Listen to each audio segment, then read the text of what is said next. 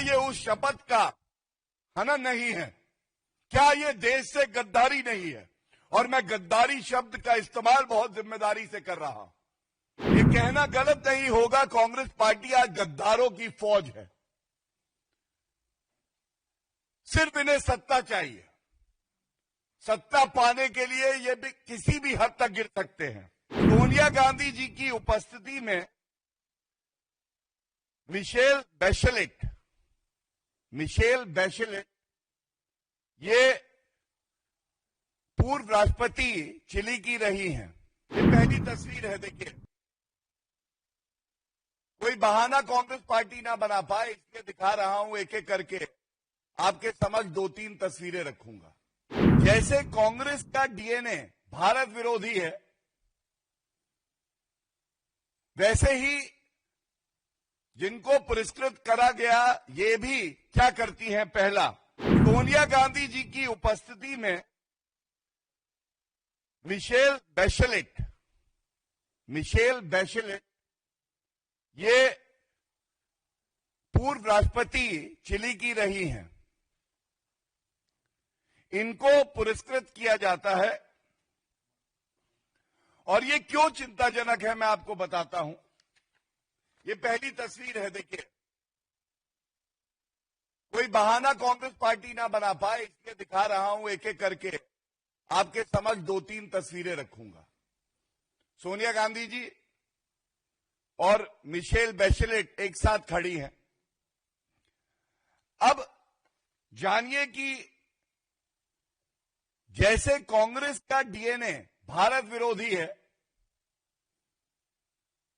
वैसे ही जिनको पुरस्कृत करा गया ये भी क्या करती हैं? पहला, ये भारत की संप्रभुता पे प्रहार करती हैं। और बड़ी जिम्मेदारी से मैं आपको बताता हूं, 42nd session of human rights council में, जिसकी ये अध्यक्षता कर रही थी, अनुच्छेद 370 संवैधानिक तरीके से संशोधित किया गया, हम सबको पता है। तो इन्होंने प्रश्न लगाया कि भारत में, कश्मीर में मानव अधिकारों का हनन हो रहा है और भारत की संसद को ऐसा कोई संशोधन नहीं करना चाहिए। तो पहली बात, राहुल गांधी जी तो संविधान दिखा दिखा के थकते नहीं है, लेकिन पढ़ते नहीं है। संविधान संशोधन संसद लाएगी। Sovereignty means there would be no external interference. संप्रभुता का तो मतलब ही यही है कि बाहरी शक्तियों का हस्तक्षेप नहीं होगा।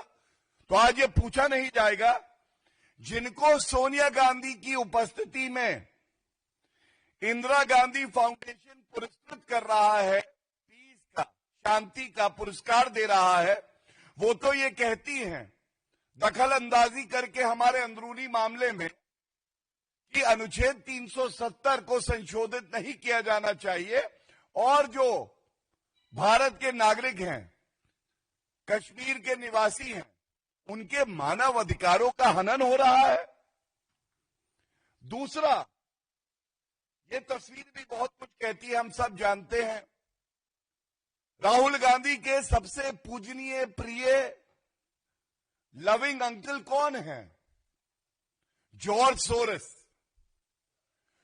सोरेस और राहुल गांधी का एक आत्मीय रिश्ता है और जॉर्ज सोरेस का मकसद केवल भारत का नुकसान करना, सत्ता परिवर्तन करना और जो जनादेश है उसका अपमान करना है। अब आप ये देखिए, ये तस्वीर मैं आपको दिखा रहा हूं। ये तस्वीर जॉर्ज सोरेस है और साथ में मिशेल बैचेलेट खड़ी हुई है। ये अंतर्राष्ट्रीय शक्तियां जो भारत विरोधी कार्य करती हैं, भारत के संविधान का अपमान करती हैं, हमारे जनादेश का अपमान करती हैं, जिसको राहुल गांधी आगे बढ़ाते हैं, अब सोनिया गांधी भी पीछे नहीं हटेंगी और ये दिखाई दे रहा है दोनों ऐसी शक्तियां मिल रही हैं। अब यह भी पूछा जाएगा,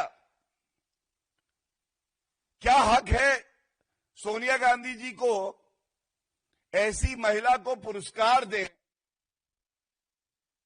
जो महिला, मैं बड़ी जिम्मेदारी से आपके सामने दो तथ्य रखूंगा, आप भी चिंतित रहेंगे।